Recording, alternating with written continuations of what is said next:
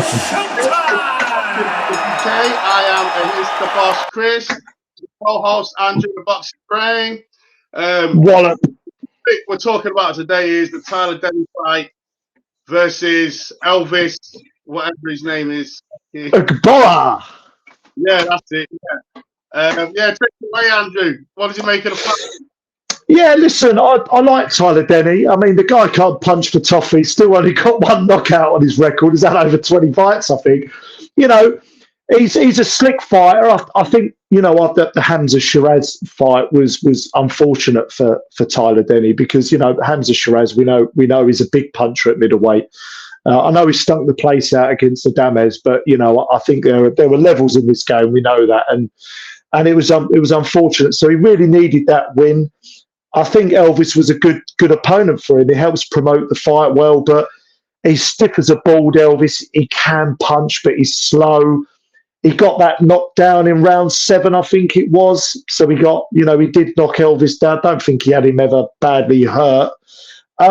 Did what he needed to do, pot shotted when he wanted to pot shot. Basically, Chris, Tyler Denny did what he wanted to do when he wanted him there, really. And Elvis was sort of walking him down, pressuring him without really doing anything.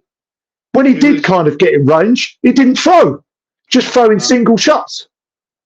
So anyway, what do you think? Did you see it any differently, or? Yeah.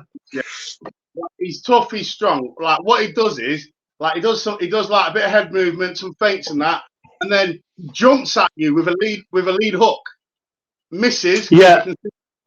And then, like you say, it's like he just stands there. He just stands there and like inactive, very inactive. Yeah. Yeah, and he's just standing in front of you, leaning on you, grabbing you, and trying to just. He's just terrible. That's someone that you fight. Like I don't know when you're after about 4 fights, 4 fights in. Like it was a good confidence builder. But my problem with Tyler Denny is, like, and I hate to say this because I really like him. I think he's a good fighter, kid. But he's too big to be a light middleweight, yeah, and he's too small to be a middleweight because if he steps up, look at Simpson as a middleweight, and look at the size of him. Hamza Shiraz. Think of all the good middleweights who are world champions, and Tyler Denny is like a fucking midget. He's too small. Yeah. In middleweight, and he's too big to fight at light middleweight. So he's stuck, and I don't see him going anywhere beyond European level, to be honest. It's a good point you made there, Chris, because you look at sort of Denzel Bentley, Brad Paul. I know he beat Brad Pauls, didn't he? I wouldn't mind seeing that rematch, actually. He beat Felix Cash. He was not a massive middleweight. Hamza Shiraz, huge. Callum Simpson, I think he was a light heavyweight, wasn't he, in the amateurs? But he's fought at super middleweight as well. I mean, I remember seeing Callum Simpson at the Dubai Parker presser with us, and I'm like 6'4", and I remember thinking, fuck it, he's got to be at least 6'2", 6'3", Callum Simpson. He's fucking big, isn't he, for a middleweight? I don't know how these lanky fucks get down to middleweight, Chris. I fuck it up. If I was to be a middleweight, I'd be eating lettuce once a day. Like, unbelievable. It's really difficult to what more to say in the fight. I guess the only, just to sort of round off, Elvis has left the building. That keeps sticking with me. Elvis has left the building. Where would you like to see Tyler Denny next? I mean, he has been a European champion, hasn't he? And do you think British title? Do you think he could potentially win the British title? I think there's that's going to be happening soon, isn't it?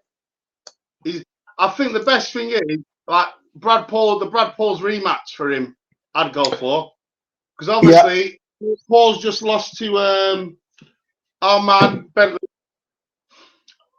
Denzel Bentley. I think the Brad Paul's rematch that'd be a good fight. See where he's at. Maybe for the British title if it's available. Or what about your boy? What about your Stoke lad Nathan Heaney? Obviously coming off a bad loss. I mean, decent British fight. Have they fought before? Have Denny and Heaney fought before? I don't believe so. No, I think that will be a good fight. Because that could be made. Nathan Heaney as well. He's not looked good in his last 2 fights, really, has he? He's had a few. So I think, yeah, that'd be a good fight for sure. I'm just trying to think. There's where else? I think really he's looking at. I think I know he's been European champion, and he has kind of. I don't want to almost say overachieved, but what I like about Denny is that he's a kind of real product of working class lad, grinded really hard, never really got a bit like you'll be pleased to know, Chris, if you don't know, Josh Padley stopped his opponent over the weekend, and maybe we'll do a video on it. We'll see what time we've got. I know no one will fucking watch it, but we do like Josh Padley. But what I love about guys like Josh Padley and Tyler Denny in general is that they make their names on the small hall shows. You know, they're workers, they're grinders. They got a great work ethic. They've not got the best talent. Tyler Denny and Padley can box a bit, but they're not a superstar like a Whittaker. They haven't got that kind of sex appeal, dare I say. But they've achieved and earned a bit of money just through grit and hard work. And you can't take that away from them, Chris, can you? Do you know what I mean? You got to yeah. Definitely. I think at British European level, yeah, that's probably his ceiling, and maybe, yeah, them fights we mentioned, that's for him next. And I always watch his fights. I like watching his fights because I'm a fan.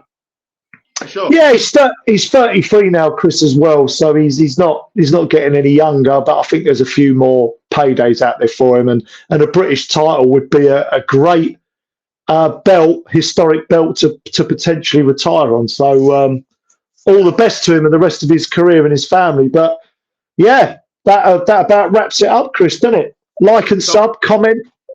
Like and subscribe, Boxing Bros UK.